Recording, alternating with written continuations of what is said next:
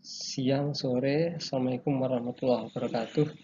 Hari ini kita lanjut membahas tentang materi dalam mata kuliah pengantar psikodiagnostik. Nah, kita sampai pada materi peranan diagnosa, diagnostik, psikodiagnostik dalam pengambilan sebuah keputusan. Tentunya keputusan di sini berkaitan dengan keputusan dalam diagnosa, diagnostik.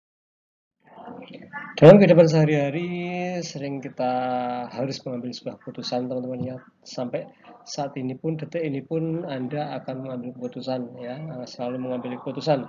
Ada problem-problem yang Anda alami, Anda miliki.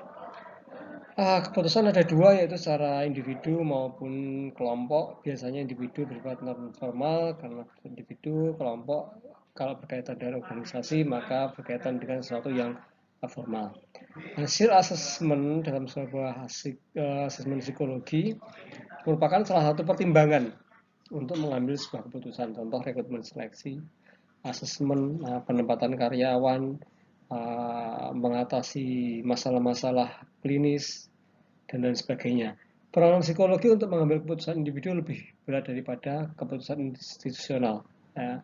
Untuk itu tidak hanya diperlukan pengetahuan tapi juga pengalaman atau pendidikan yang dibutuhkan formal dari pendidikan tersebut. Jadi dalam sebuah pengambilan keputusan, misalnya kita akan mengambil keputusan mengecat seseorang atau istilahnya memutuskan seseorang itu mengalami kelainan apa, yaitu salah satu asesmen psikologi menjadi pertimbangan.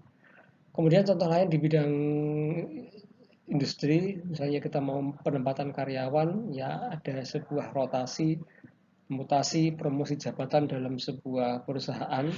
Nah, salah satu pertimbangannya adalah asesmen psikologi.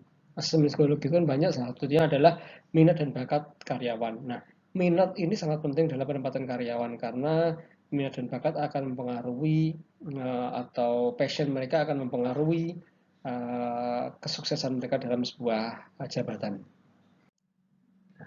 Langkah kerja dalam melakukan asesmen psikologi yang pertama menentukan tujuan dari asesmen. Ya, misalnya ada dua tujuan, secara luas dan sempit. Secara luas tidak hanya menyangkut dirinya saja, namun berkaitan juga dengan organisasi maupun lembaga yang dinaungi. Yang kedua sempit yaitu menyangkut pada dirinya sendiri. Untuk mengetahui tujuan asesmen diperlukan informasi dari yang bersangkutan dan pihak yang berwenang. Misalnya dalam sebuah perusahaan ya jelas yang di asesmen itu dan juga informasi dari atasannya ya, dari pihak-pihak terkait ya yang berkepentingan di situ. Ya, kemudian namun sering kita sulit dalam perbedaan bahasa dan budaya. Jadi pada saat asesmen kita ada perbedaan-perbedaan yang belum bisa kita atasi, yang dikatakan tidak sama dengan yang dirasakan, sehingga kita ada defense mechanism, defense mechanism atau mekanisme pertahanan diri. Nah, konflik dalam diri antara dirinya dan yang perasaan yang dialami itu sangat menimbulkan informasi atau memunculkan informasi yang belum tentu sesuai ya, karena mereka masih defense ya, masih bertahan ya, mekanisme pertahanan diri mereka muncul. Kemudian dengan mengetahui tujuan asesmen, maka asesmen dapat dilakukan dengan tepat. Jadi kita harus mengetahui tujuannya. Entah asesmen psikologi itu dilakukan untuk seleksi karyawan, ya, untuk penempatan karyawan, untuk mengatasi kelainan-kelainan psikologis yang dialami. Tujuannya untuk terapi, misalnya pendukung terapi ya, bukan terapinya tapi pendukung terapi. Nah, itu sesuai dengan tujuan yang akan kita capai.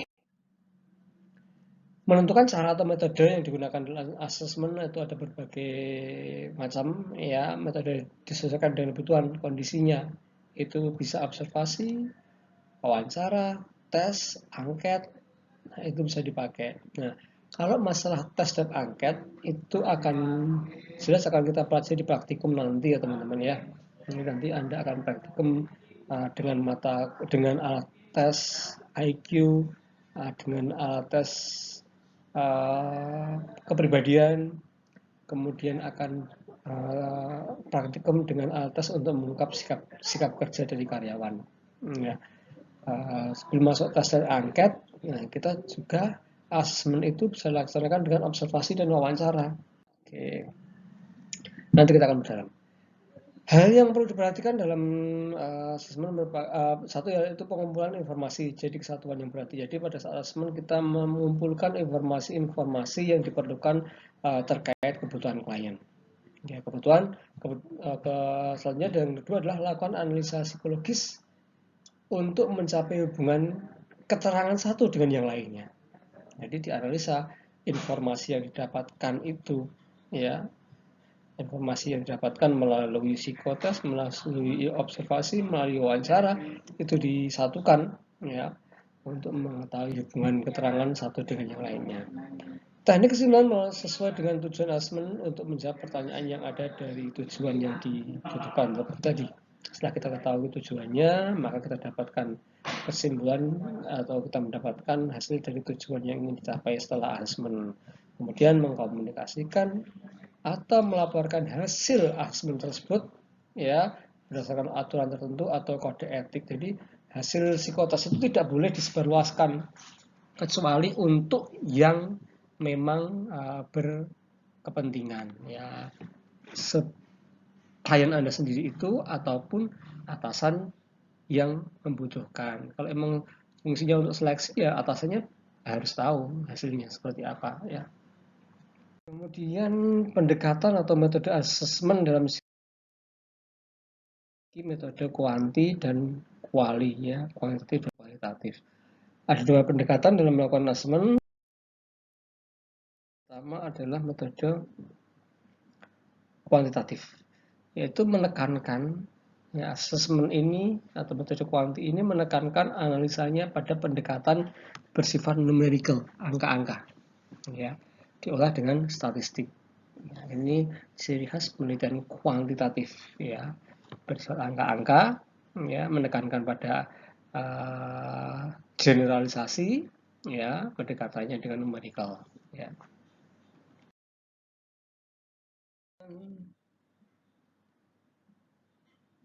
Nah, dilakukan pada penelitian inferensial atau menguji hipotesis dengan metode kuantitatif akan diperoleh signifikansi perbedaan maupun hubungan antar variabel psikologis. Nah, ini contoh metode pengambilan data atau penelitian dengan kuantitatif, hubungan antara sense of humor dengan kebahagiaan. Nah, hipotesisnya ada hubungan, ya, perbedaan asertivitas, hipotesisnya ada perbedaan asertivitas. Nah, ini contoh judul. Nah, pendekatan kualitatif itu menekankan pada analisisnya pada dinamika hubungan antar fenomena yang diamati. Jadi beda dengan kuantitatif. Kuantitatif itu lebih menekankan pada membuktikan hipotesis lebih general. Kalau kuali itu menekankan pada dinamika psikologis pada fenomena yang diamati. Ya, jadi dinamika psikologis pada fenomena yang diamati itu.